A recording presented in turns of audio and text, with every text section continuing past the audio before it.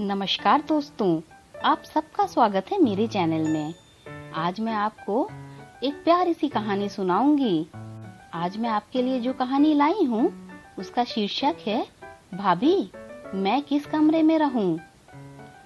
अरे दीदी, 6 कमरे, आप और जीजाजी के अलावा सिर्फ नवीन और उसकी बहू ही तो है। फिर क्या करोगी इतने सारे कमरों का? क्या किराएदार रखने का इरादा है? कहते हुए पुष्पा मुस्कुराई। ऐसे भी ननद का ये खूबसूरत घर उसे भाया कहाँ। आज तक अपने घर का गुमान था। आज ननद का अपने से भी सुंदर और आलीशान घर देखकर जलन से थोड़ी कड़वी हो गई थी पुष्पा। भाभी की बात सुनकर मुग्धा जी मुस्कुराई, फिर बोली, भाभी और मेरी 2 बेटियां, ये उनका भी तो घर है। क्या हुआ उन्हें ब्याह दिया है, फिर भी उन दोनों के लिए भी कमरे बनवाए हैं। आइए दिखाती हूँ। कहते हुए उनका हाथ थाम लिया और ले गई बेटियों के कमरे में। बेटियों के बचपन से लेकर बड़े होने तक की सारी यादों को समेटकर सजा दिया था कमरे में। उनके खिलौने, बचे कुचे कॉपी किताब, उनके पुराने उपहार, प्रतियोगिता में जीती ट्रॉफियां और सुंदर फर्नीचर। बेटियों के पसंद के हिसाब से दोनों कमरे अलग अलग बहुत खूबसूरत थे। यहाँ तक कि उनके पसंद के कलर थीम भी। भाभी, कल दोनों बेटियां आ रही हैं। मैं तो खुश हूँ ये सोचकर कि दोनों अपने कमरे को देखकर कितनी खुश होंगी और बड़े आराम से बिना पूछे भाभी मैं कहाँ सो जाऊं। आराम से जब तक मन करेगा अपने कमरे में रहेंगी और ना ही बहू को अपना कमरा देना होगा उन्हें। मुग्धा जी की बात सुन पुष्पा की आंखें झुक गई, थोड़ी असहज हो गई। फिर खुद को संभालते हुए बोली, ठीक है दीदी, चलती हूँ। अब तो गृह प्रवेश के दिन आऊंगी, उसी दिन सबसे मुलाकात होगी। हाँ भाभी, भाई को कहना अगर समय मिले तो आज शाम आ जाते, कुछ बात करनी थी गृह प्रवेश के बारे में उनसे। भाभी को दरवाजे तक विदा करने बाहर आई और अपना खूबसूरत घर बाहर से देखकर आंखों में खुशी के आंसू छलछला से गए। लॉन में उतरती सीढ़ियों पर बैठ गई और जाने कैसे यादों के गलियों में भटकने लगी।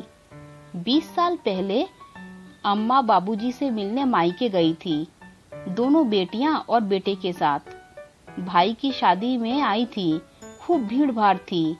अम्मा बाबूजी के साथ समय नहीं बिता पाई थी, सो गर्मी की छुट्टियों में बच्चों को लेकर मायके आ गई। साथ ही नई भाभी के साथ रहने का चाव भी था। घर में कुल 3 कमरे थे, एक अम्मा बाबूजी का, एक नई नई आई भाभी और भाई का, और बैठक खाना। हाँ, घर के बीचों बीच बड़ा सा आंगन था, उससे लगे बरामदे भी थे। दिन तो खूब मस्ती में बीता, पूरे दिन आंगन और बरामदे में सभी के साथ। लेकिन रात होते ही कैसी कश्मकश सी हो गई मन में। खाना पीना खाने के बाद बच्चों को नींद आने लगी तो ध्यान आया बच्चों को सुलाए कहाँ। बैठक खाने में गांव के पंडित जी ने डेरा जमा रखा था। 2 दिन से उनका कोई रिश्तेदार बीमार था, सो आए थे देखने। आज मुग्धा हैरान और विस्मित थी। ऐसा लग रहा था जैसे किसी अनजान के घर में आई थी। वो घर का आंगन जिसमें बचपन बीता, जिसे सजाने संवारने के लिए माँ के साथ कितने जतन करती थी, आज वही घर उसे परायेपन का एहसास क्यों दिला रहा था। आंखों में आंसू आ गए। जाकर धीरे से भाई से पूछा, भाई बच्चों को कहाँ सुला दूं?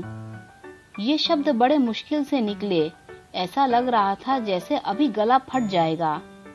बस एक नजर भाई से मिलाया तो दोनों की आंखें झुक गईं। अरे दीदी, कमरे में सुला दो दोनों बच्चों को, वहीं सो जाओ। मतलब तुम्हारे कमरे में? पुष्पा, देखो तो बच्चों को नींद आ रही है, बिस्तर पर सुला दो ले जाकर। पुष्पा रसोई से हाथ पोंछते हुए आई। हाँ, अभी अम्मा बाबूजी के कमरे में बिस्तर लगा देती हूँ दीदी, और बच्चों को बस जरा सा खाना खिला दूं। कहते हुए बेपरवाह सी चली गई। राजीव और मुग्धा ने एक दूसरे को देखा, फिर राजीव उठ खड़ा हुआ, बच्चों को गोद में ले जाकर कमरे में सुला दिया और बहन का हाथ पकड़कर बोला, दीदी उसके पास दिमाग नहीं है, छोड़ो, तुम यहीं सो, मैं और पुष्पा आंगन में सो लेंगे। भाई का हाथ पकड़कर मुग्धा बोली, अरे पगले भैया, नई दुल्हन को बाहर आंगन में सुलाएगा? बुद्धू कहीं का। मैं सच में अम्मा बाबूजी के कमरे में सो लूंगी, और अच्छा है ना, इसी बहाने उनके नजदीक रह लूंगी। तू चाहे तो तीनों में से एक बच्चे को अपने पास सुला ले, मैं दो के साथ आराम से सो लूंगी। कहते हुए भाई का माथा सहला दिया। तब राजीव ने दीदी का हाथ पकड़ते हुए कहा, दीदी, ऐसा क्यों होता है कि घर में बेटियों के नाम के कमरे नहीं होते? होना चाहिए ना। जिस घर में उसका बचपन बीता, वहाँ पूछना पड़ रहा है कि आप कहाँ सोएंगी। कहते हुए भाई राजीव की आंखों के कोर गीले हो गए और आंखें लाल।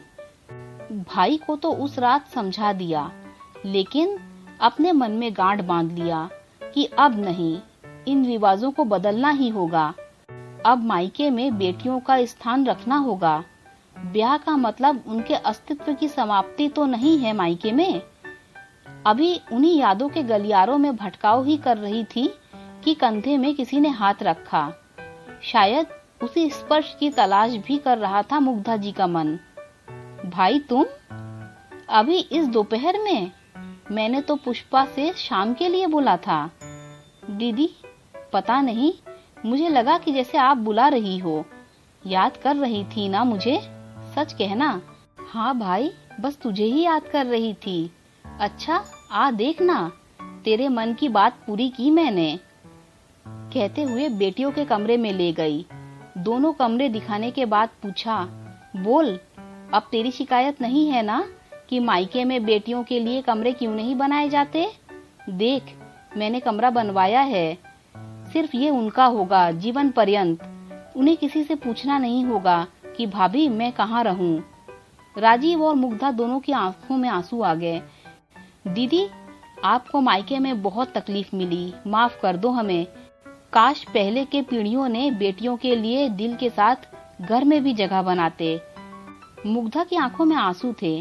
भाई का सिर सहलाकर बोली, बूढ़ा होने चला, तू अब तक कब तक ऐसे बच्चों की तरह रोएगा और मुझे रुलाएगा? चल उठ, बता क्या क्या होगा गृह प्रवेश के लिए, और मेहमानों की लिस्ट लिख दे। कहते हुए भाई के साथ मुस्कुराती हुई घर के अंदर चली गई। घर जिसमें बेटे के साथ बेटियों के लिए भी सम्मान की जगह थी।